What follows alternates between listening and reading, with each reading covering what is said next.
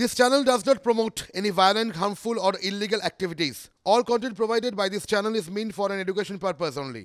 দেব বুঝেছেন যে সন্দেশখালির মতো ঘটনায় পুলিশ আর সরকারের কি ভূমিকা থাকা উচিত, কিন্তু লোকসভা ভোটে তার কি ভূমিকা থাকতে পারে দুদিন আগেও কিন্তু সেটা নিয়ে দেব নিজেই ধোঁয়াশায় ছিলেন। বলেছেন যারা চুরি করে না তাদের প্রমাণ করতে হয় তারা চুরি করেননি, কিন্তু যারা চুরি করেন তাদের কোনো দায় নেই, বহাল তবিয়তে থাকে এবং সেই জন্যেই তিনি রাজনীতিতে থাকতে চান না। মানে রাজনীতির একটা অসাধারণ বিজ্ঞাপন করে দিয়েছিলেন তিনি।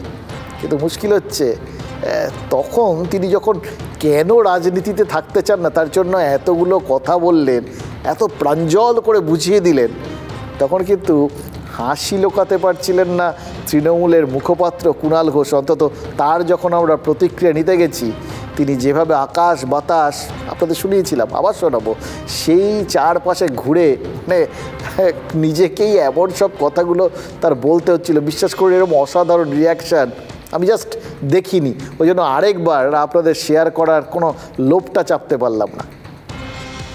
যারা চুরি করেন তাকে প্রমাণ করতে হবে তুমি চোর নয়, যারা চুরি করেছে তাকে প্রমাণ করতে হবে না তারা কেন চুরি করে। এটাই হয়তো আজকে দিনের রাজনীতি, আর এই রাজনীতির মধ্যে আমি থাকতে চাই। এটার সঙ্গে তো এটা নানা রকম বিষয় আছে।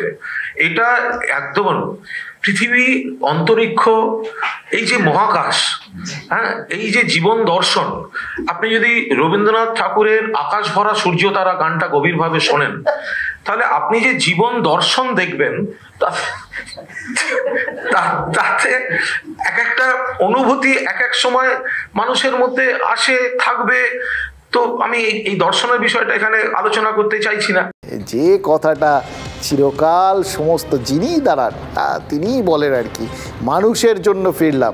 এক্ষেত্রে তিনিও বলেছেন ঘাটালের মানুষের জন্য ফিরলেন, কারণ ঘাটালের মানুষের জন্য এবার নাকি তার আবদার রেখে মুখ্যমন্ত্রী কথা দিয়েছেন যে রাজ্য সরকারই ঘাটাল মাস্টার প্ল্যানটা করে দেবেন। মানে যে দুটো তিনি প্রতিশ্রুতি দিয়েছেন এর আগে দুবারই, যে প্রতিশ্রুতি দিয়ে জিতেছিলেন, কিন্তু তার মানে কোথাও গিয়ে আবদারটা ঠিক করে করেননি।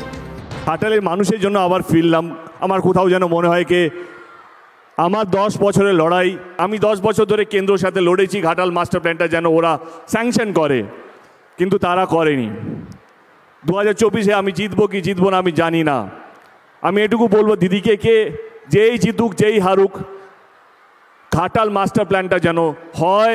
ঘাটাল মাস্টার প্ল্যান আরও যে 1250 কোটি টাকা লাগবে, কিন্তু দেব যখন আমার কাছে আবদার করেছে, দিদি ভাইকে তো ফেরাতে পারে না, তাই কেন্দ্রের ওপর আর আমরা মানে বসে না থেকে কবে দিল্লি দেবে, তারপরে হবে, কবে কোকিল ডাকবে, তবে বসন্তকাল আসবে, তা চিন্তা না করে আমি ইনস্ট্রাকশন দিচ্ছি, বিশেষ করে আমার প্রভাত মিশ্র এবং গোপালিকা আছে আমার চিফ সেক্রেটারি, তাদের কাছে পরিকল্পনা তৈরি করে এটা যাতে আমরা 3-4 বছরের মধ্যে আমরা করে ফেলতে পারি, তার জন্য। দেব, now you are the champion of the Ghatal master plan.